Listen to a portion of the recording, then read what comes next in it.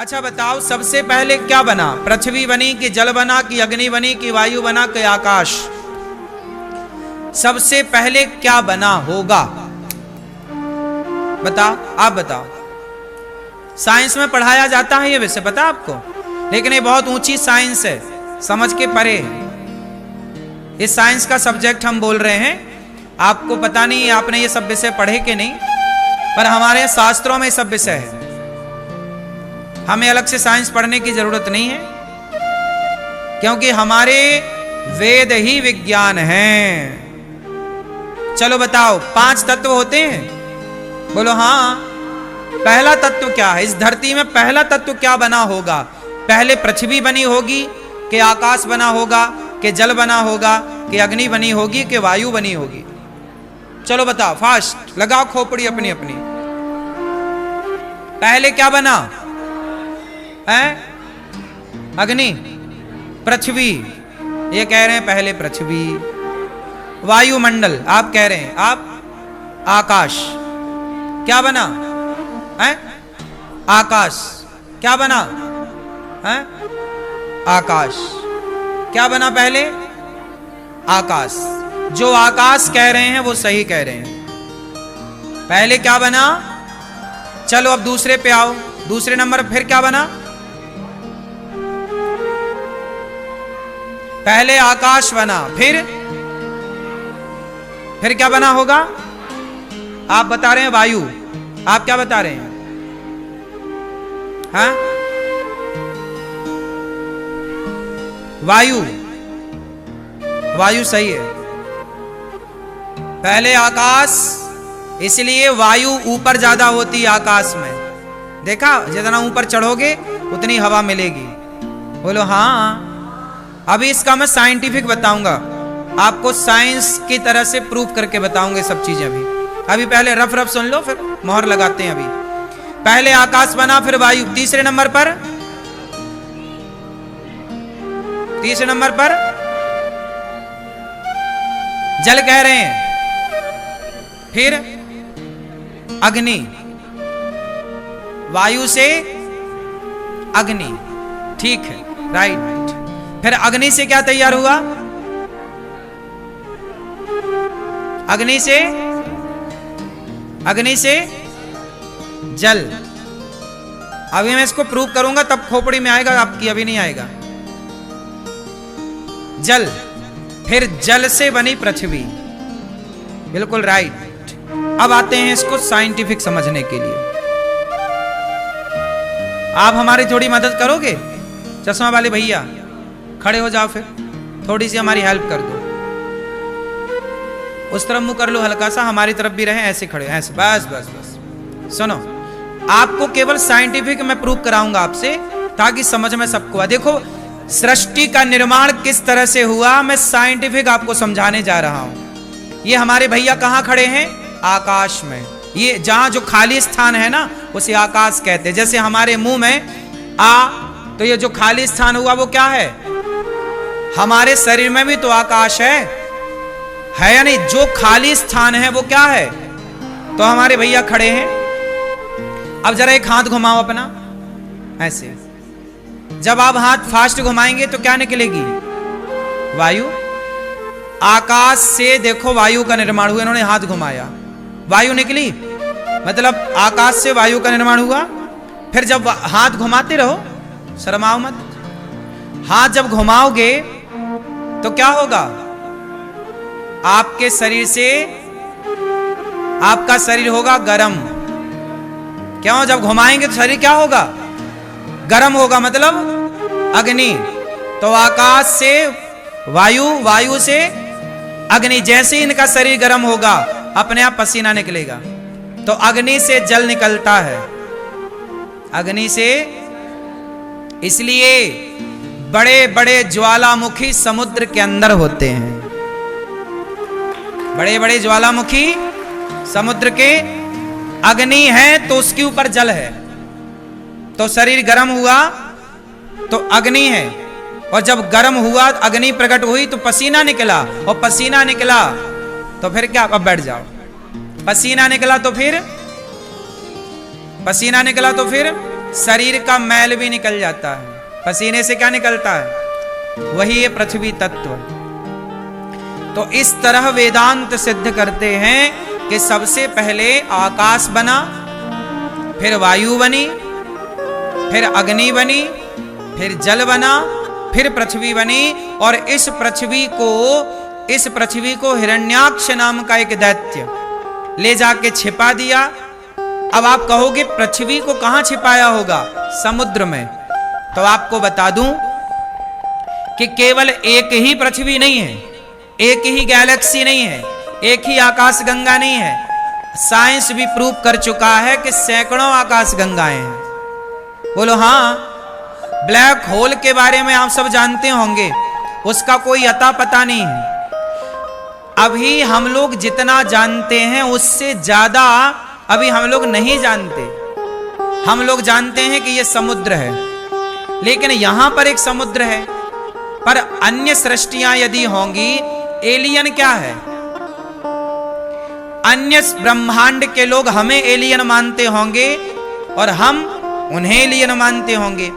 कहते हैं ऐसी पृथ्वियां और भी हैं। यदि ऐसी पृथ्वियां और भी होंगी तो ऐसे सूर्य भी और होंगे, चंद्रमा भी और होंगे, और समुद्र भी और होंगे। तो हिरण्याक्ष ने पृथ्वी छिपा दी अन्य जगह ले जाकर।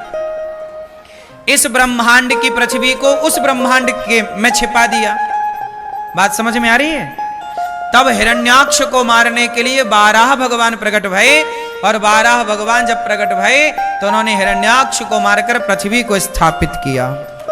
और पृथ्वी की स्थापना हुई तो 12 भगवान मूल में है। इसलिए अभी हमारा जो कल्प चल रहा है उस कल्प का नाम ही 12 कल्प है, श्वेत 12 कल्प। अभी आपसे कोई पूछे कि आप किस कल्प के व्यक्ति हो, अभी कौन सा कल्प चल रहा है? श्वेत 12 कल्प। ठीक है? तो ये श्वेत 12 कल्प के हम लोग हैं, और यहां पर इस तरह की सृष्टि में हम लोग रहा करते हैं। तो भगवान जो है सृष्टि को उत्पन्न करते हैं, पालनहार हैं, और सृष्टि के संहार करता है। जब चाहे भगवान सृष्टि का प्रलय, जब प्रलय होता है तो सूर्य तक पानी जाता है, पता है आपको? प्रलय होता है तो सूर्य भी डूब जाता है। प्रलय कालीन भगवान अनेक सृष्टि करने की सामर्थ्य रखते हैं। आपको क्या लगता है संसार कितना बड़ा है? लेकिन ये पूरा संसार भगवान के शरीर में कितनी जगह घेरता है? आपका रोम है, बाल है। ये जो रोमे है ना हमारे एक रोमे पर एक छोटा सा माटी की धूल का कण आके, कई बार आप मिट्टी से जाते हो ना, खेतों से धूल उड़ रही होगी तो आपने ध्यान दिया होगा आपके रोमों में धूल के कण जम जाते हैं। कभी ध्यान दिया इस बात का? नहीं। हमारे रोमों में क्या जम जाते हैं? रोम। इसको जानते हैं ना, रोम छिद्र बोलते हैं।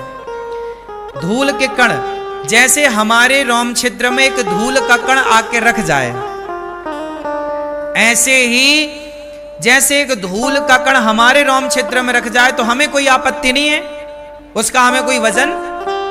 उसी तरह भगवान के शरीर में जो रोम है, एक रोम में ऐसी कई पृथ्वियां लटक रही हैं।